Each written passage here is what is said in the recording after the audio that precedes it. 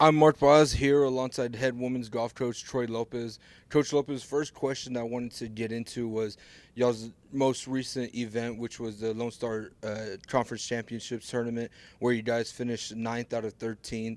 But the placing doesn't really show the kind of effort that your team put in and really the fight that y'all put in all tournament.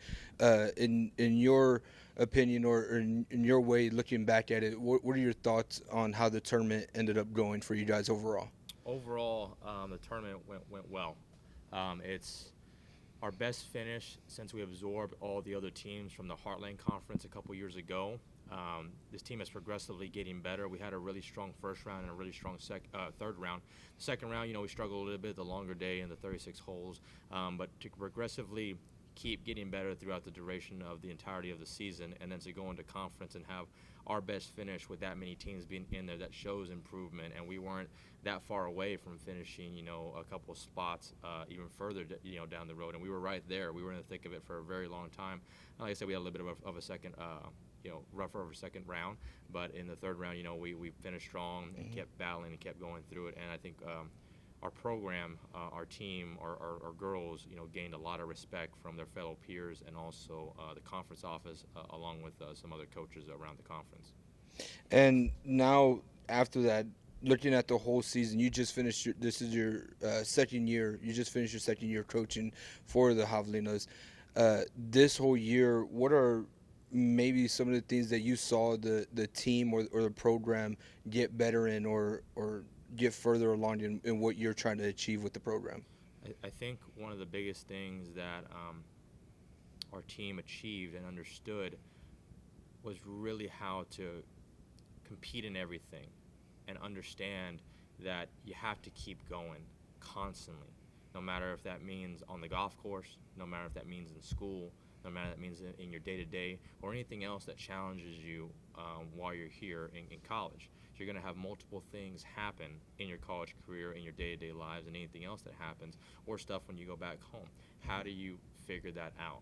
How do you take in what's happening? How do you have form plan? And how do you get to work on a lot of stuff? So where we had quite a bit of growing pains in the first half of the year, mainly on the competitive side of things, to where we asked ourselves the correct questions and then went to work during the winter season, and then progressively really got better in the springtime on a competitive standpoint. The culture standpoint of things, all the girls are great people. They're wonderful people to be around. They have great personalities. Sometimes they're a bit too goofy just for their own good, but that's what makes them them. And that's one of the reasons why they all either, stayed on the team or got recruited to be on this team, was a portion of who they are as people. And that's super important when you're trying to build chemistry year in and year out, and it can be hard to get it right. Doesn't mean we were flawless this year. We definitely, like any team, have our ups and downs, but for the most part, where things were at, the girls generally take to one another. They generally want to see each other do better, not just on a golf standpoint, but in a life standpoint.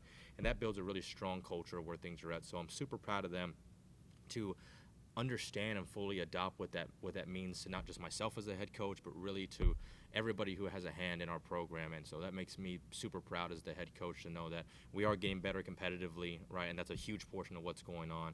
But on another standpoint, we have great people in the program that are going to keep thriving to excel, not just while they're here at TAMUK, but also in their lives whenever they graduate and go on to do whatever they pursue in life. And I know that they're going to be successful 100%. And what were some of the moments throughout the season that you look back on and you look at the team and like, wow, we came a really long way? Because I mean, not only playing wise have you guys stepped up a level, but I mean, just like you mentioned off the course, how this team was able to be together as one and stay as one. What are some of the moments that you look back on and you will remember for the rest of your time coaching? On the competitive side of things, it was when we were in Florida and we're with so many great teams in the country, and every round there was a fight. Every round we were in it. We lost it maybe at the end of those rounds, but just to be around those teams and knowing that we are capable of playing our best golf every single round, no matter where it's at in the country, and figuring that out, that's, I think, for me, where it really was like, we got it. We can figure this out, and we're getting closer and closer every time. On the character development standpoint, there was a portion in the season late where I won't go into super details on what it was, but there was a a challenging essence from one of our players on a standpoint of what she felt was right for her, and on a standpoint of how we're going to collectively move as a program. And so seeing the players on the team, the peers of the team, go around and make sure that player was completely fine, not at the discretion of myself or the program, but generally because they care about this person and because they have a great camaraderie and friendship with this person. That goes beyond what just being on a team really is. When you can have a real strong standpoint, stand on what you believe in, whether it's agreeable or disagreeable from other people's eyes, or moving in a certain way, and that's what you believe in, and you have others that, we need to support them because this is a real big issue that they believe in, and they gather around that, not because they're saying no to, maybe myself as a head coach or the coaching staff or just overall as a program, but because this is a real big thing for that person.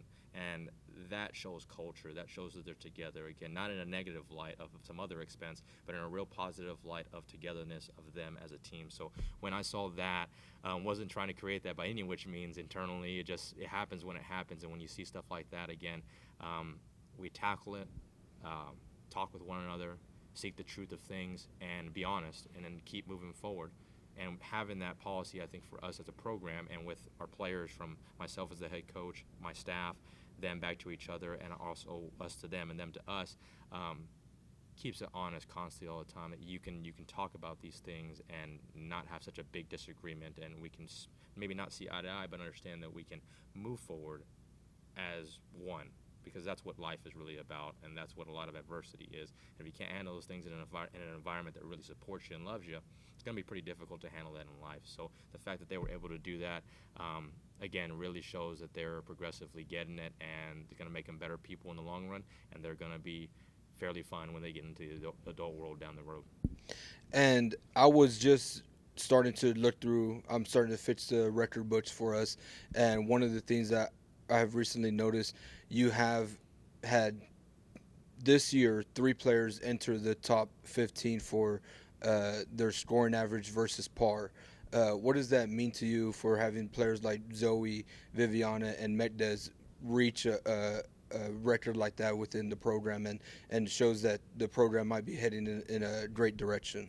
Well, I think one is, developing talent and where that's at, right? Every player that comes into it, has a starting point of where that is, and then trying to help them navigate in their playing careers of, you can keep getting better 100%, and it is a little bit tougher once you go from, a scoring average of 79 or 81 or 78 and getting closer to 76, 5, 4, 3, all the way closer to, a 70 scoring average. It's difficult, but what does that mean in consistency, right?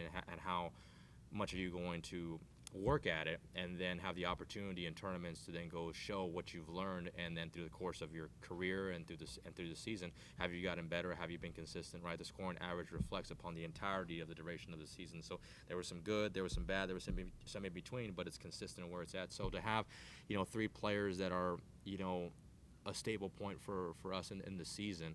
And Mia and Jim also were a huge portion of that as well, to collectively have our scoring average as a team in a very, very positive light.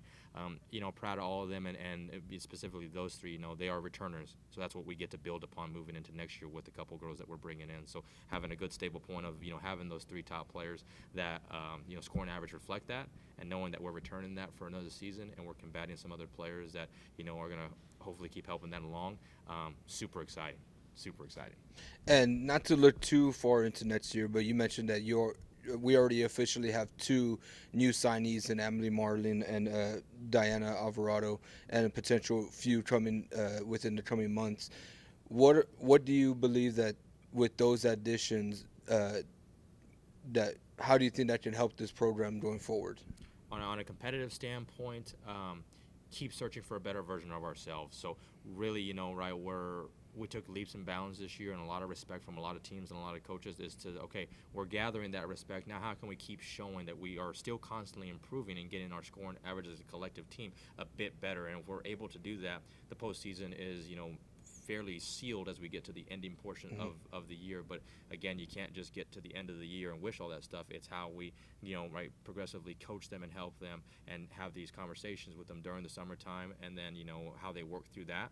get them back in August, and then get right after it and going into September and having that 2-month window, seeing what where we're at, and then how we're going to progress into next spring. And so that way, when we're at this portion of the season next year, we don't want to be sitting here having the same conversation and saying, okay, how are we going to do that next year? And again, I can't predict what's going to happen, but if things align the way I want them to be and the way the players want them to be, we'll be going to the postseason for the first time in program history, and that's a whole year away from now, and I'm very excited to get there in 12 months.